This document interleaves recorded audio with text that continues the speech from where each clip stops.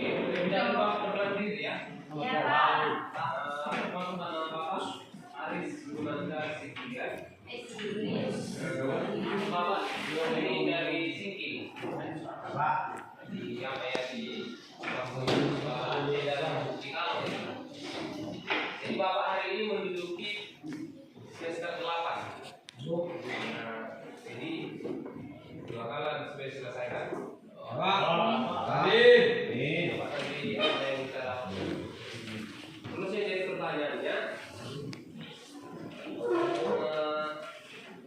di sini kalau masalah penelitian yaitu mengajar. Nah, jadi coba tolong siapkan kalau ada satu paketnya kelas 11, ada satu paketnya. Jadi paketnya disediakan juga, sama buku catatan juga disediakan. Oke, tapi sebelum mulai pembelajaran kita di pagi hari ini, saya absen dulu ya. Pak Arwanti Sibulian, ada? Ada yang bilang ya? Sama. Bastian Sianturi, Boston Maribun Sibulian, ada? Pak. Bastian Mantopi, Hari Pak. Christmas Sibulian, Pak. Dika Sibulian, Siap. Hari Pak. Eka Yanti Matu, Elsa Nasari Sibulian, Ras Syafuri, Diri Jessica Sinaga, Gunawan Sibulian, Iskia Mario Sinaga, Immanuel David Sibulian, Intan Tanani, Salara Intan Siregar, Kevin Abiyevo Siregar,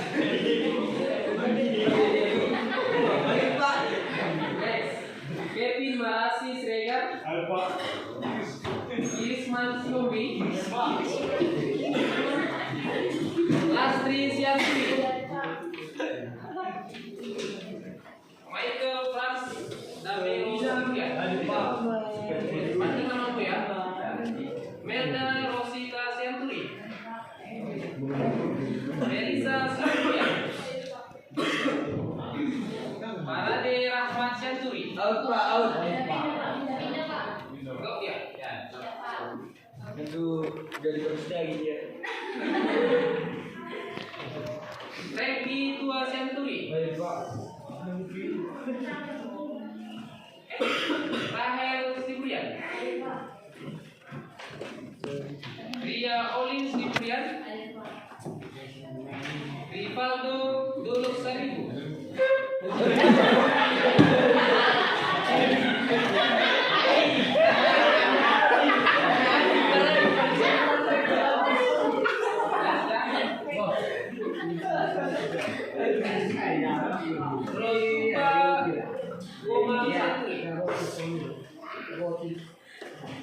Samuel Tuhan Sianturi, Saripa Sinaga, Sopriada. Hari Pak. Ya. Steven Apri Sianturi, Hari Pak. Untung Johon Sirem Sianturi, Hari Pak. Wawan Sibulian, Selamat. Pastor Gatin boleh ya? Oke, kita mulai lah ibadah kita ya. Bapak tunjuk atau yang kemanusiaan sendiri? Tunjuk Pak. Tunjuk aja. Tunjuk Pak. Ya. Jadi bapak itu, kamu tahu? No. Ya. Satu lagi, yang bapak ya. Iya. Bukan. Aduh. Nih. Oh, betul.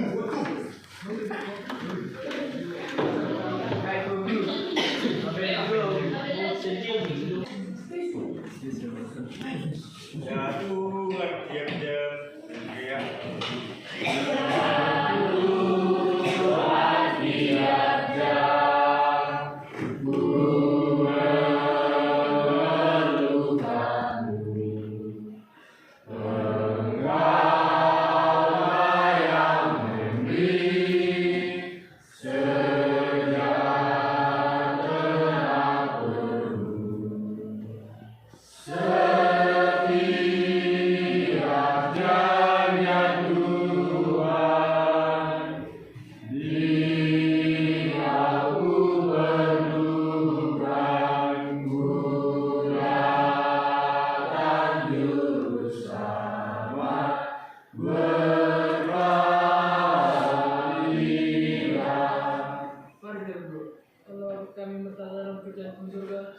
menuju ke akhirat ya Pak. Dimana kami sudah merasakan kasih sayang dari hari yang diumumkan kepada bagian ya Pak, kami akan memutuskan berkatilah itu supaya menjadi bertahan di dunia. Terima kasih Tuhan. Amin. Kita kan boleh. Jadi selama ini belajar gimana? Bicara.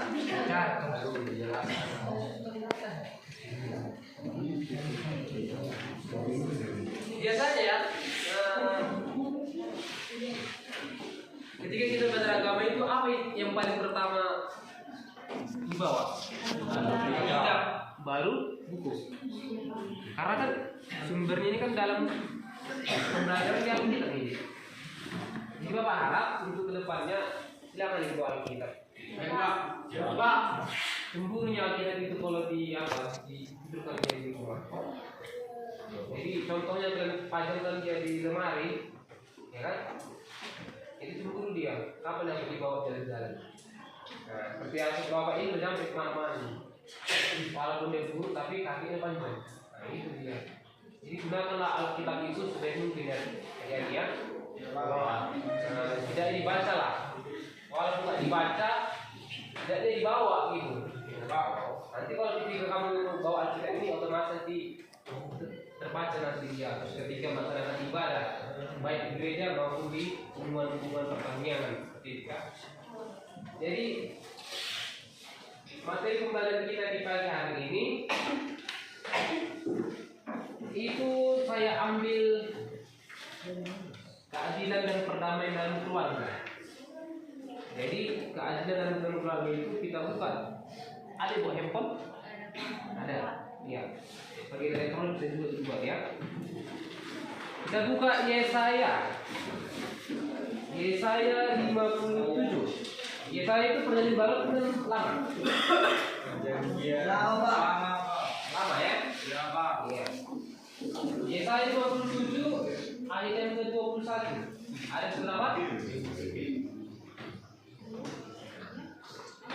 Ayat 21. Sudah? Sudah bagian sini Yesaya. Lihat ya. Bagian 1 2 Yesaya. Yang sebelah sini Matius 5 ayat 9. Matius 5 ayat 9. Lihat.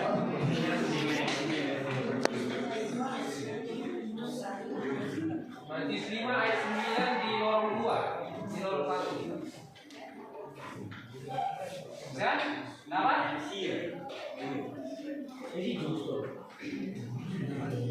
Sudah dapat? Oke. Lorong 1. Tolong dengarkan teman-teman. Jadi materi pembelajaran kita di pagi hari ini yaitu keadilan dan perdamaian dalam keluarga.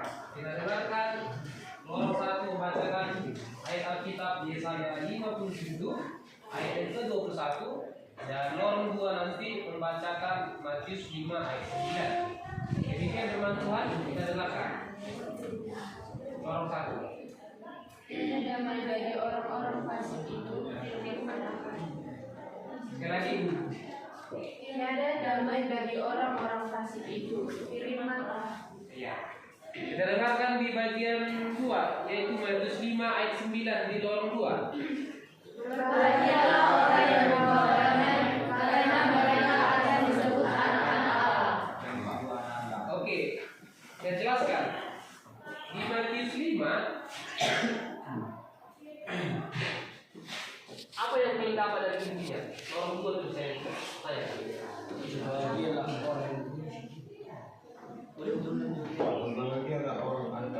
Oke, kita bahas sekali lagi 1 2 3 ya.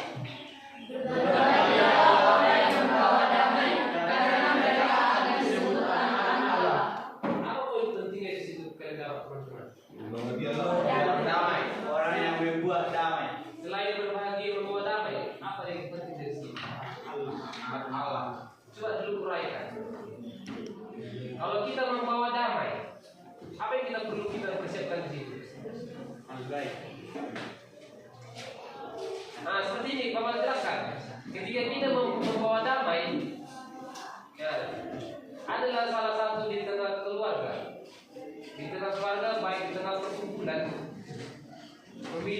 sikap yang arogan dan memiliki sikap yang selalu memberontak seperti itu. Padahal kalau pas tadi orang yang mau damai. Jadi yang paling utama itu apa yang kita perlu bawakan ketika kita melihat orang yang di dalam kita itu yang sikap mayoritasnya arogan gitu. Apa yang perlu dilakukan di sini? Yang pertama sekali melakukan yaitu tetaplah menjadi versi kamu sendiri. Nah itu satu poinnya. Yang kedua, ketika kamu sudah mengaku bahwa Yesus merupakan Mesias yang menyelamatkan kita dari segala bentuk dan perawan dosa, dan kita selamat dari hal tersebut, maka benih kasih itu selalu menempel di hati dan pikiran kalian. Nah itu dia. Ketika kamu tidak memiliki kasih, tidak memiliki perdamaian, tidak memiliki sikap yang taat kepada orang yang berubah, nah berarti kemanapun kalian pergi tidak akan mendapatkan sukacita itu. Jadilah. Jadi Bapak yakin di kelas ini tetaplah menjadi hal yang positif, membawa damai seperti itu ya. Terus bagian yang kedua di nomor 1 tadi, apa yang kita dapat? Di Yesaya 27 ayat 1. Artinya tiada damai. Coba kita baca ya. Coba kita baca di nomor 1. Halo? Ada di nomor 1. Kita baca ya. Demikian firman Tuhan 1, 2, 3. Ya. Tiada damai bagi orang-orang fasik itu, firman Allah. Jadi saya bacakan lagi, tiada damai bagi orang-orang fasik itu. Maksudnya tiada damai itu apa? Nah itu tadi bagian tadi kan, orang yang di perkumpulan yang arogan itu dibahas orang fasik sama arti dalam tadi. Harus dijelaskan tiada damai bagi orang fasik. Jadi orang fasik itu menganggap dirinya yang paling benar dan yang paling hebat dan paling berkuasa. Berarti yang paling itulah yang dianggap orang fasik itu menjadi hal yang tidak disenangkan oleh Tuhan. Makanya orang fasik itu menganggap dirinya paling hebat bagi setiap kalangan yang ada di sekitar dia. Jadi Tuhan benci orang fasik, tapi Tuhan mencintai orang yang berbuat dosa kembali ke jalan yang benar daripada berbuat orang benar tapi melakukan dosa terus dia melakukan dosa. Nah, yang mana kalian pilih teman-teman ini? Kalian bertobat atau mentobat? Bertobat kan? Nah, jadi kalau mentobat kan belum tentu bertobat. Begitu konsepnya. Terus yang kedua, kamu minta. Jadi untuk mencapai keadilan dan perdamaian keluarga ini keadilan dan perdamaian keluarga sudah dipelajari. Sudah dipelajari? Belum? Nah, jadi kesempatan saya baik kali ini teman-teman ya. Karena sudah pelajari nanti ketika nanti ada di menerangkan ini sudah bisa nanti mantap ya. Nah, jadi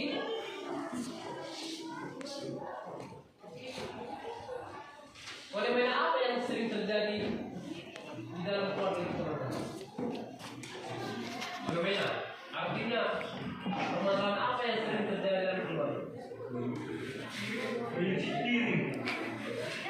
Nah, ketika adalah adik kalian atau kakak kalian yang malas, hanya 100% dia memegang handphone, ya kan? Memegang handphone, kemana kemari, sini malas, tidur hanya rebahan di kamar. Apa yang didapatkan orang tua? Otomatis yang pertama kali didapat yaitu berbuat marah kan?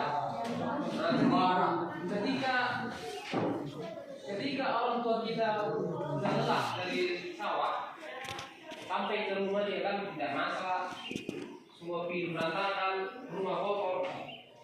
Jadi ada problema memang di sini didapat kita capai ya, yaitu tidak ada kedamaian bagi keluarga itu. Jadi untuk kalian teman-teman di sini, ya bagaimana kalian itu memunculkan sikap yang positif di tengah keluarga. Siapa di sini anak cakang? Bapak cakangannya. Kan? Anak pertama itu cerminan dari siapa? Cerminan dari bapak dan ibu kan? Cerminan itulah yang membuat kamu harus menjadi panutan dan contoh bagi adik-adik bukan? Ya Pak. Jadi makanya ketika kita menyampaikan kata-kata yang baik, maka itu akan turun nanti ke adik-adikmu. Nah, jadi makanya ketika kamu berbuat salah atau berbuat dosa, ya kan? Ketika kamu sudah salah hancur di atas, maka yang di bawah pasti ikut. Yakin nggak kamu? Ya, karena apa? Contoh yang kalian lihatlah dulu. Ketika gurunya itu hancur, pasti siswanya hancur. Nah, jadi balik itu kan guru yang hebat, maka menghasilkan murid yang hebat. Hebat ya, berkualitas. Jadi berkualitas itu tentunya membuat salah satu beranggapan bahwa di dalam proses pembelajaran itu ada statement. Statement pembelajaran itu dibaratkan tinggi. Ada memiliki kerangka. Pernah kalian melihat kerangka? Ada sini dulu tidak? Ada Pak. Atau pola ya? Iya, pendidikan.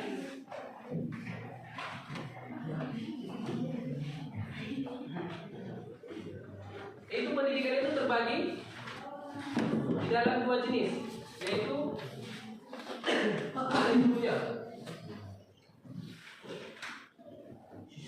kemudian siswa. Nah ini dia. Poin yang paling penting kalian terapkan itu lihat dulu gurunya dan juga siswanya. Jadi makanya diajarkan ketika ada guru yang hebat seperti siapa tadi Menteri Pendidikan kita saat ini? Siapa? Ada yang ingat? Menteri Pendidikan saat ini? Sirawat. Siapa? Mana Sirawat? Ada? Siapa Menteri Pendidikan kita saat ini? Oh, siapa? Milih yang mana?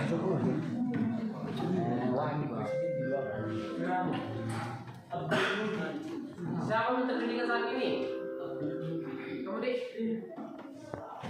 Nggak tahu? Malu Bapak. Oh. Abdul Muti. Ya. Ada di Jabodetabek tapi nggak kegunakan ya. Jangan krisis di dalam teknologi. Ketika ada teknologi itu gunakan teknologi yang baik. Ya, tahu kan? Baca kuat 2, 3. Nadim Anwar Makan. Nadim. Jadi Nadim itu merupakan salah satu Menteri Pendidikan yang sangat berpengaruh di kalangan Indonesia, ya kan? Di kalangan Indonesia yang memiliki strategi konsep pemimpinan yang sangat berkompeten. Makanya dalam pendidikan itu kan, dalam pendidikan saat ini ada namanya pendidikan itu kurikulum merdeka. Oke, kita lanjut materi kita ya. Coba Bapak minta dulu buatkan kelompok. Berapa kelompok? Kelompok dia di 1, 2, 3, 4, 5, 6, 7, 8. 4.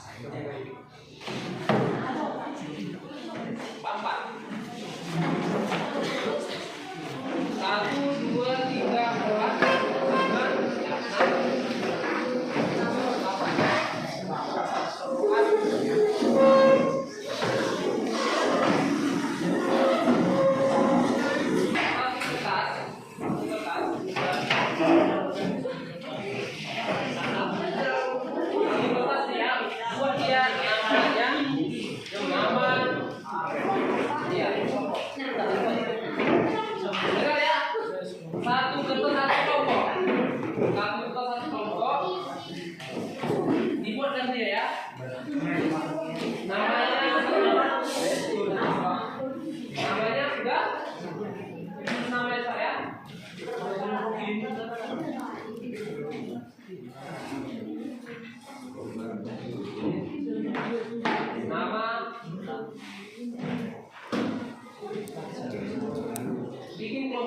kelompok 1 ya, teman-teman. Kelompok 1, 2, 3, 4, 5, 6, 7, 8. Ya.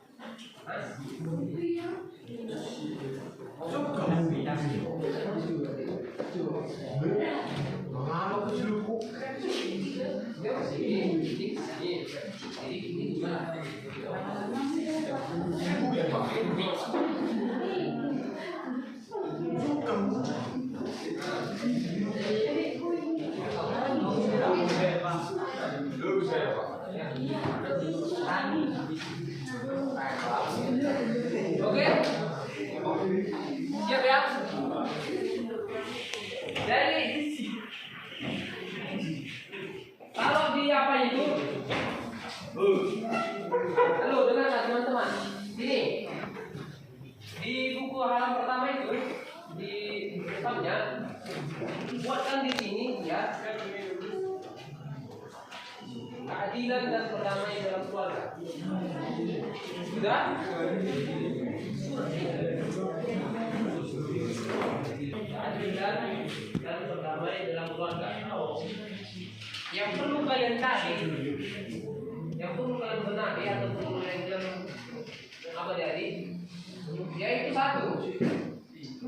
Tuliskan ya. Apa definisi dari keadilan dan perdamaian dalam keluarga? Apa definisi keadilan dan perdamaian dalam keluarga? Sudah? Yang kedua,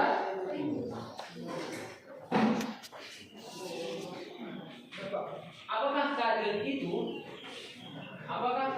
itu perlu diterapkan di dalam keluarga? Apakah keadilan itu perlu diterapkan di dalam keluarga?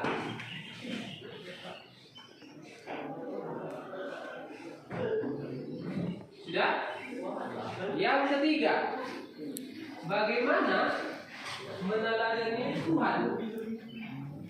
Bagaimana meneladani Tuhan di dalam keadilan? Bagaimana meneladani Tuhan Yesus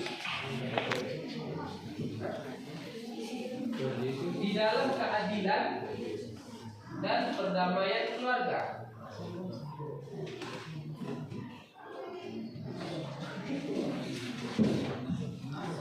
Nah, yang keempat itu apa masalah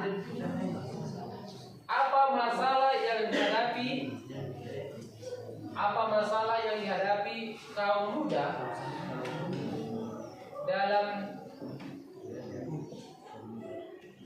menghadapi krisis etika.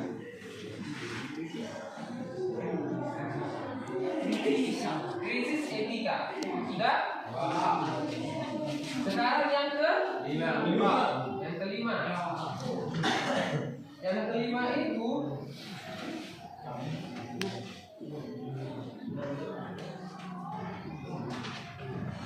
apa yang bisa kamu terapkan di dalam keadilan dan perdamaian keluarga?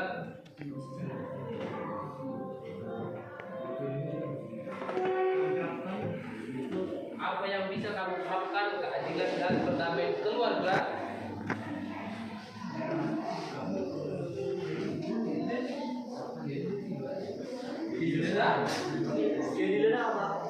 Keadilan dan perdamaian keluarga.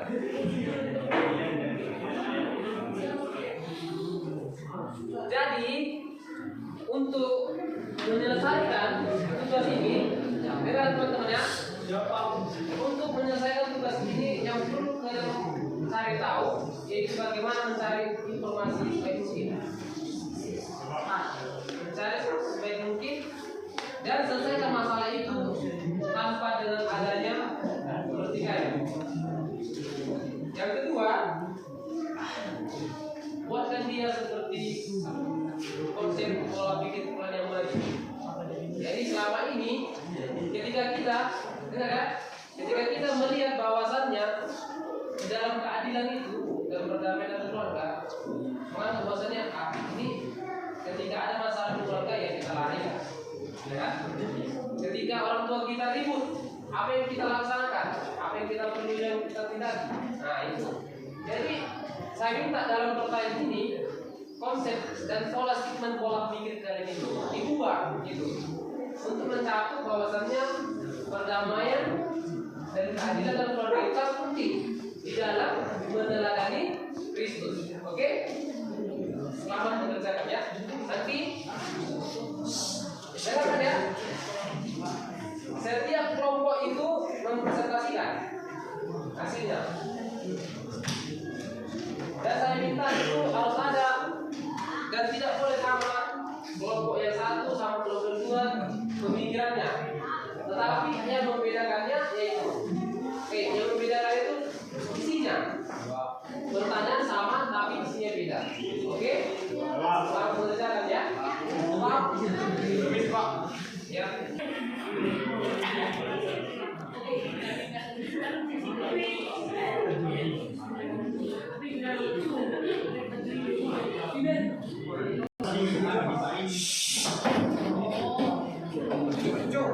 Tenang ya, Pak. Sekarang, sekarang bisa mengerjakan sama kita ya. Sekarang mengerjakan, Bapak akan menilai kalian nanti.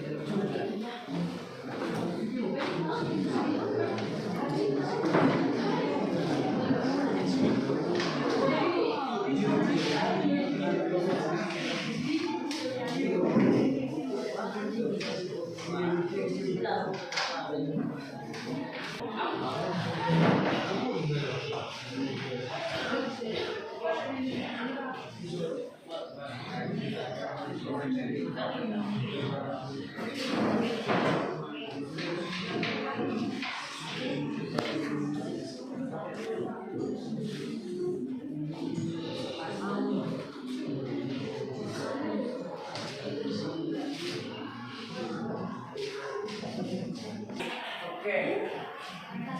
Untuk itu, kalau minta satu orang, setiap berkelompok silakan pilih satu orang. Setiap berkelompok itu satu orang berdiri untuk mempertanggungjawabkan hasil diskusi kelompoknya. Oke? Ayo, dari kelompok satu. Kelompok satu coba dulu berdiri sama apanya? Kelompok dua. Halo, kelompok dua. Yuk, pilih salah satu temannya untuk mempresentasikan hasilnya. Ya. Ya. Sudah? Ini ya. Oh ya, kelompok dua. Ya, kelompok tiga. Halo, tenang. Kelompok empat. 4, 5, 6, 7, 8. Silakan berdiri. Oke?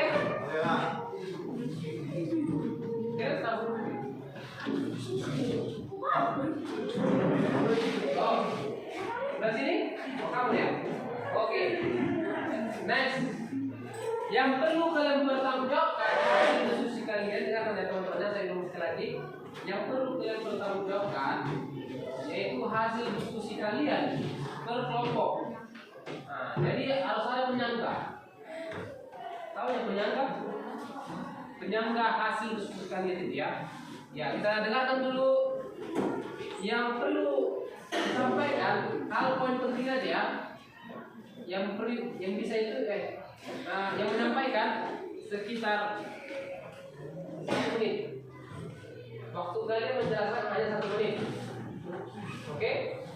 1 menit itu bagaimana kalian menyampaikan itu secara leluasa dan berkompeten. Oke, 1, 2, 3. Kita dengarkan dari kelompok 8. Kelompok 8 siap-siap. Kelompok 8 itu kami kan? Nah, kelompok 8 coba. Tenang dulu ya. Kelompok 8 jelaskan presentasinya selama 1 menit. Oke? Dengarkan ya, nanti ada pertanyaan sedikit ya. Lontarkan. Oh, nanti lah. Terus itu, ketika nanti kelompok 8 mempresentasikan, lontarkan pertanyaan kepada mereka. Pertanyaan itu satu saja ya. Oke. Waktu yang tepat saya persilakan dari kelompok 8 presentasikan. Kami dari kelompok 8 akan mempresentasikan hasil diskusi kami. 1. Apa definisi keadilan dalam perdamaian keluarga? Keadilan dalam perdamaian keluarga adalah sikap adil dan tidak memihak dalam menyelesaikan masalah sehingga setiap anggota keluarga mendapatkan haknya dengan kasih dan kebenaran. 2. Mengapa keadilan perlu diterapkan dalam keluarga? Keadilan perlu diterapkan dalam keluarga agar tercipta keharmonisan, menghindari perselisihan, dan membangun hubungan yang penuh kasih seperti yang diajarkan Yesus. 3. Bagaimana meneladani Tuhan Yesus dalam keadilan dan perdamaian keluarga?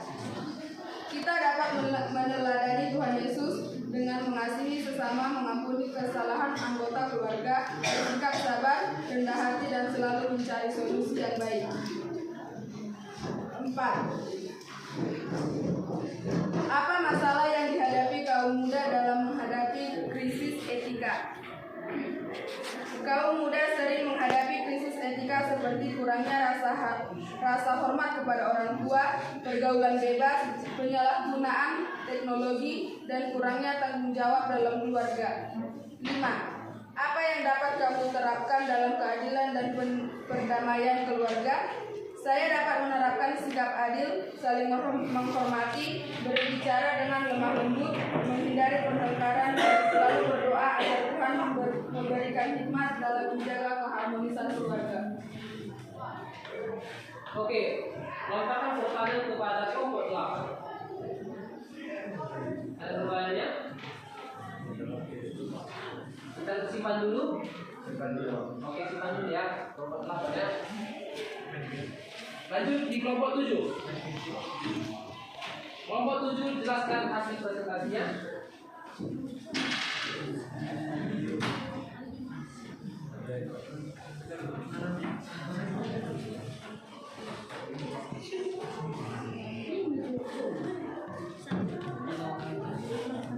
Oke, dengarkan ya teman-teman ya. 1. Apa definisi keadilan dan perdamaian keluarga? 1. Menciptakan hubungan baik antar anggota keluarga dengan bersikap saling menyayangi. 2. Apakah keadilan itu perlu ditetapkan di dalam keluarga? Ya, keadilan perlu diterapkan dalam keluarga. Keadilan dalam keluarga dapat menciptakan kedamaian, ketenangan, dan kenyamanan. 3.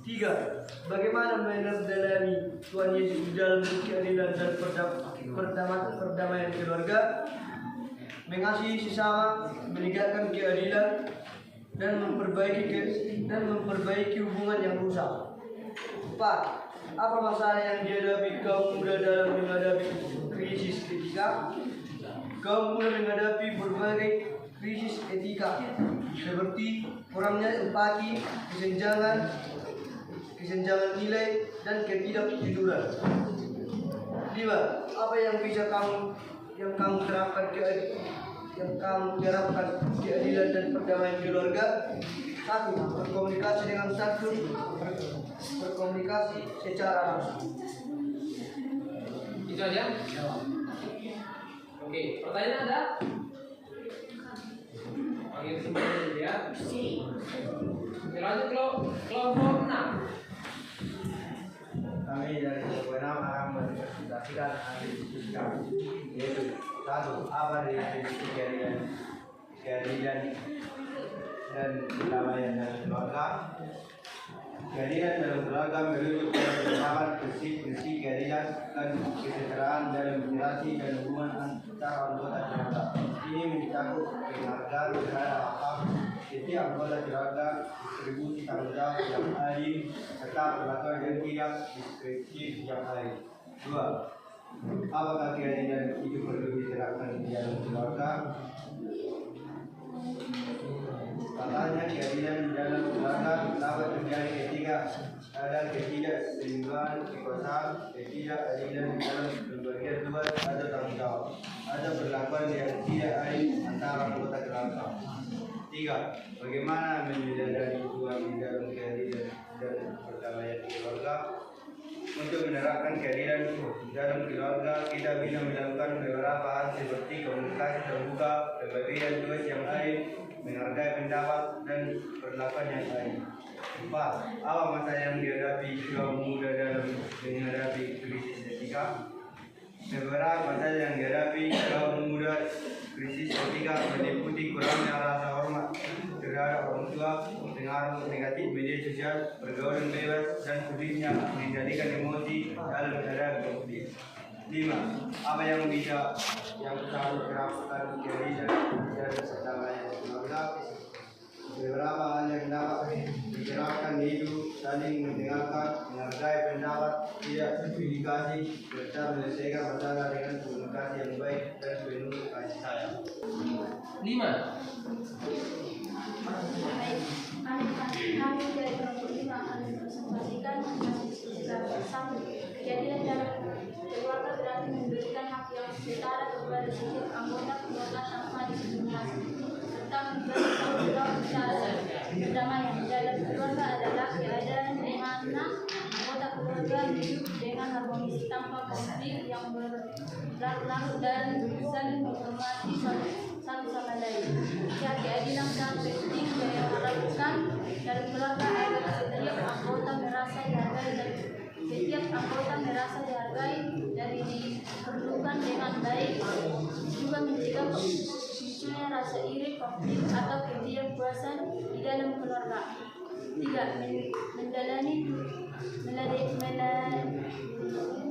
Meneladani Tuhan Yesus dalam keadilan berarti bersikap jujur, mengasihi tanpa pilih kasih, serta membantu anggota keluarga yang membutuhkan dengan Sudah? 4. Kurangnya rasa tanggung jawab dan keluarga, tidak menghormati orang tua atau saudara. 5. Bersikap jujur dan terbuka kepada anggota keluarga, saling menghormati dan tidak membedakan perlakuan dengan anggota keluarga.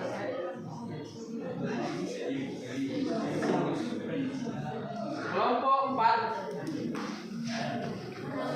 Keadilan dan kedamaian dalam keluarga.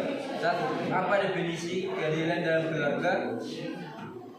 Keadilan dalam keluarga dapat diartikan sebagai perlakuan yang adil atau setara. Kita dapat membuat definisi dalam beberapa aspek keadilan dalam keluarga. 1. Pembagian tugas. 2. Pemberian hak. 3. Pengambilan keputusan.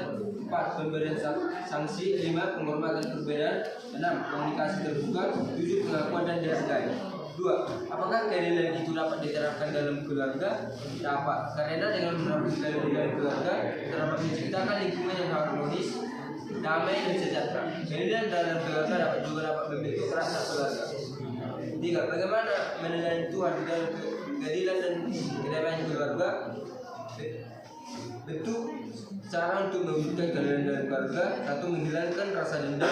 2. Fokus pada pemecahan masalah. 3. Berkomunikasi secara langsung dan cinta keluarga apa adanya. 4. Apa masalah yang dihadapi kaum muda dalam menghadapi krisis etika? Kaum muda menghadapi masalah krisis etika antara lain: 1. Pengaruh media sosial. 2. Tekanan dari kelompok. 3. Kurangnya pendidikan etika. 5. Apa yang bisa kamu terapkan dalam keadilan dan kedamaian keluarga? Yang bisa terapkan keadilan dan perdamaian keluarga yaitu orang tua memberikan kasih sayang kepada semua saudaranya, membicarakan masalah keluarga dengan musyawarah, tidak bersikap kasar antara anggota keluarga. Tentang keadilan dan perdamaian dalam keluarga. Apa definisi keadilan dan perdamaian dalam keluarga? Keadilan dalam keluarga berarti setiap anggota keluarga mendapatkan hak dan kesempatan yang sama serta diperlakukan dengan adil dan tidak diskriminatif. 2. Apa keadilan itu perlu diterapkan di dalam keluarga? Ya, keadilan sangat penting untuk diterapkan dalam keluarga karena untuk 1. Membangun kepercayaan. 2. Menghindari konflik. 3. Meningkatkan komunikasi. 4. Membentuk karakter. 5. Menerapkan suasana. 3. Bagaimana menyuarakan Tuhan Yesus di dalam keadilan dan perdamaian keluarga. 1. Menghormati dan mengasihi anggota keluarga. 2. Menyelesaikan konflik dengan damai. 3. Mengampuni dan melakukan kesalahan. 4. Apa masalah yang dihadapi kaum muda dalam menghadapi sikap. 1. Kurangnya pendidikan etika. 2. Pengaruh media sosial. 3. tekanan sosial. Apa yang bisa kamu terapkan keadilan dan perdamaian keluarga? 1. Mendengarkan perkataan orang tua. 2. Komunikasi yang baik. 3. Saling menghargai dan menghormati antara anggota keluarga.